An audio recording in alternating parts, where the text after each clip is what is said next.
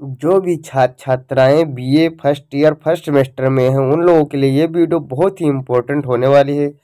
शायद जिन लोगों ने कल ये क्लास किया था उन लोगों को पता होगा कि हमने समाजशास्त्र का अर्थ एवं परिभाषा देख लिया था। विषय क्षेत्र का एक टॉपिक हो गया था, दूसरा टॉपिक बचा था, तो उसके बारे में हम आज डिस्कस करेंगे। आज हम बात करेंगे समाजशास्त्र का विषय क्षेत्र, जो कि समन्वयात्मक संप्रदाय का कुछ थोड़ा टॉपिक रह गया था, और शेष जो प्रकृति है समाजशास्त्र की उसके बारे में हम बात करेंगे। तो आई होप आप लोगों को वीडियो पिछला पसंद आया था। आप लोगों ने काफ़ी अच्छा प्यार दिया, लेकिन बहुत कम लोगों ने लाइक किया वीडियो को। आप लोग यदि एक टाइम फिक्स कर दे तो उसी टाइम के हिसाब से आप लोगों को डेली लाइव क्लास मिलती रहेगी। मैंने आप लोगों को टाइम का वोटिंग करने के लिए पोल दिया था, लेकिन आप लोगों ने अभी तक वहाँ कोई अपना रिस्पॉन्स नहीं दिया है। तो आप लोग कमेंट करके बता दें, या आप लोग बता सकते हैं कि कितने टाइम आप लोगों का लाइव क्लास किया जाए, जिससे आप लोगों की डेली का डेली अच्छे से तैयारी किया जाए। और आप लोग अपना समय और सब्जेक्ट जरूर लिख देना, ताकि हम उसी टाइम आप लोगों की अच्छे से अच्छी तैयारी करा सकें। तो आज की वीडियो में हम समाजशास्त्र का अर्थ और परिभाषा तो हो गई है, ऑलरेडी अपलोड हो चुका है वीडियो, आप लोग देख सकते हैं। आज पार्ट 2 में हम उसका विषय क्षेत्र थोड़ा बचा था और प्रकृति के बारे में जानेंगे, और हम ऐसा ट्रिक बताएंगे कि आप लोग को ऑल टाइम याद रख सकोगे, कि जो किताबी ज्ञान नहीं है कि आप लोग तुरंत याद करो और थोड़ी देर बाद भूल जाओ। इस प्रकार से तैयार करो कि हाँ आज याद रहे तो एग्जाम तक पूरा का पूरा याद रहे। तो चलिए लेकर चलते हैं अपने टॉपिक की तरफ, सिलेबस की तरफ, हमें क्या पढ़ना है और क्या क्या हमें जानकारी लेनी है। तो चलिए शुरू करते हैं। तो ये था हमारा समन्वयात्मक संप्रदाय, जो कि सिंथेटिक सिंथेटिक स्कूल था। इसका क्या कहना था कि यह संप्रदाय समाजशास्त्र को एक सामान्य विज्ञान बनाना चाहता है, जिसका प्रमुख कार्य विशेष सामाजिक विज्ञानों के निष्कर्षों के आधार पर सामाजिक जीवन की सामान्य दशाओं का अध्ययन करना है। इस संप्रदाय के कुछ प्रमुख प्रवर्तकों के विचार इस प्रकार से रहेंगे, जैसे कि दुर्खीम का मत है कि प्रत्येक समाज के अपने कुछ विचार और भावनाएं होती हैं, जिन्हें स्थायी रूप देने के लिए उस समाज के सदस्य सदैव प्रयत्नशील रहते हैं एवं स्वयं भी उसमें भाग लेते हैं। धीरे धीरे सामूहिक चेतना पर आधारित यही विचार अथवा कार्य करने का तरीका एक समाज की आधारभूत विशेषता बन जाता है। इसी विशेषता को दुर्खिम ने सामूहिक प्रतिनिधान कहा है। दुर्खिम ने क्या कहा कि समाजशास्त्र जो है सामूहिक प्रतिनिधान है। सामान्यतः समाजशास्त्र का कार्य सामाजिक तथ्यों के सामान्य स्वरूप को खोज करना तथा सामान्य सामाजिक नियमों का पता लगाना है। तो आई होप आप लोगों को वीडियो अच्छा लग रहा होगा, और वीडियो अच्छा लग रहा है तो वीडियो को लाइक करें, चैनल पर नए हैं तो सब्सक्राइब करके बेल नोटिफिकेशन को दबा लेना। मैं अखिलेश कुमार आप लोगों का बीए स्टूडेंट क्लासेस में ऑल टाइम स्वागत करता रहता हूं, और आप लोग कभी भी कोई भी सब्जेक्ट चाहिए आप लोग तुरंत बेझिझक कमेंट कर दीजिए, या डायरेक्ट हमें व्हाट्सएप पर कांटेक्ट कर सकते हैं। हब हाउस का क्या कहना है कि हब हाउस के मतानुसार समाज शास्त्र आदर्श रूप में विभिन्न सामाजिक अध्ययनों का समन्वय। इनका क्या कहना है कि कई प्रकार के विभिन्न प्रकार के सामाजिक अध्ययन है, लेकिन समाजशास्त्री का तत्कालिक कार्य 3 प्रकार का है। प्रथम, समाजशास्त्री के रूप में उसे सामाजिक क्षेत्र के अपने विशिष्ट भाग का अध्ययन करना चाहिए। इन्होंने उसे 3 क्षेत्र में बांट दिया कि प्रथम में क्या है, समाजशास्त्री को अपने सामाजिक क्षेत्र का अपने विशिष्ट भाग का अध्ययन करना चाहिए। दूसरे में सामाजिक संबंधों के अंतः निर्भरता को ध्यान में रखते हुए उसे विभिन्न सामाजिक विज्ञानों द्वारा प्राप्त निष्कर्षों को समन्वित करने का प्रयत्न करना चाहिए। और तीसरे में क्या कहा कि सामाजिक जीवन की समग्र रूप में व्याख्या करनी चाहिए। तो ये था हमारा हब हाउस का मत। फिर देखते हैं किसका, सॉरी दोस्तों, हाँ हब हाउस का। फिर देखते हैं सोरोकिन का मत क्या है।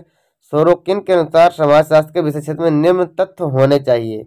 कौन कौन? सामाजिक घटना वस्तु के विभिन्न पहलुओं के तथ्य संबंध का अभाव, सॉरी तथ्य संबंध का अध्ययन, सामाजिक एवं असामाजिक घटनाओं के पारस्परिक संबंधों का अध्ययन, सामाजिक घटनाओं की सामान्य विशेषताओं का अध्ययन। तो ये सब सोरोकिन के मतानुसार देखने को मिलता है।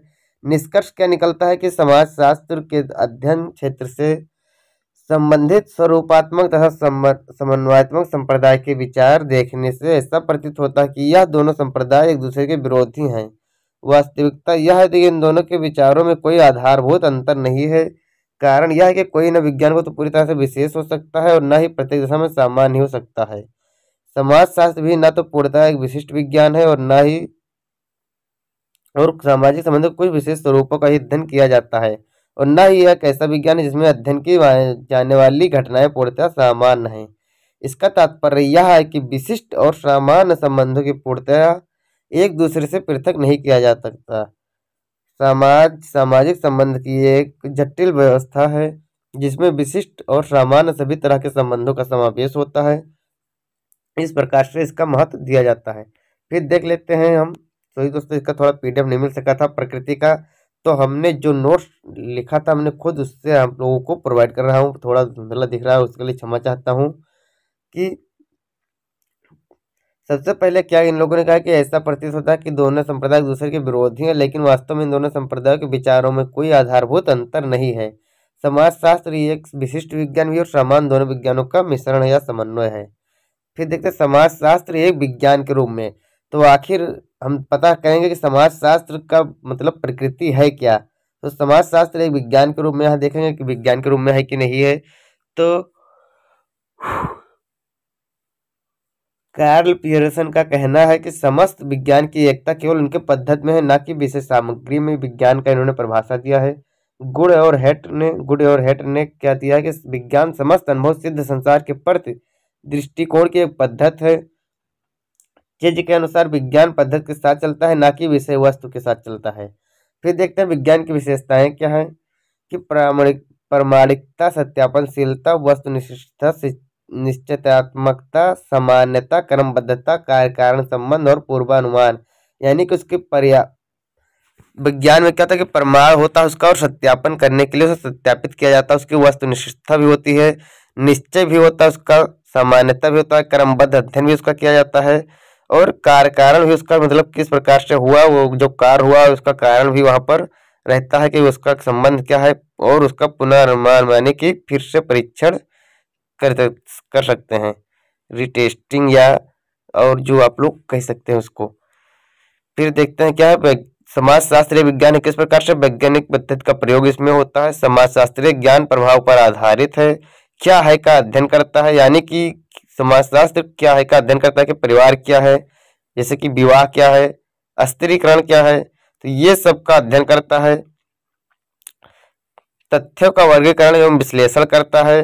कार्य कारण संबंधों का अध्ययन भी करता है कि यदि कोई कार्य हो रहा है तो उसका कारण क्या है और किस प्रकार से उससे रिलेशन है। फिर क्या है सामान्यकरण या सिद्धांत निर्माण का संबंध। सामाजिक सिद्धांतों का पुनर्परीक्षा, यानी कि उसका फिर से परीक्षा किया जाता है, उसका फिर से जानकारी लिया जा सकता है, और भविष्यवाणी में सक्षम भी है। इसीलिए ये क्या है कि विज्ञान जो समाजशास्त्र की प्रकृति है वो विज्ञान है। तो ये था हमारा आज का यूनिट नंबर फर्स्ट चैप्टर का सेकंड पार्ट। आई होप ये वीडियो आप लोगों को पसंद आया होगा। आई होप आप लोग भी इसे अच्छा से अच्छा प्यार देंगे। तो चलिए मिलते हैं नेक्स्ट वीडियो में, तब तक के लिए जय हिंद जय भारत।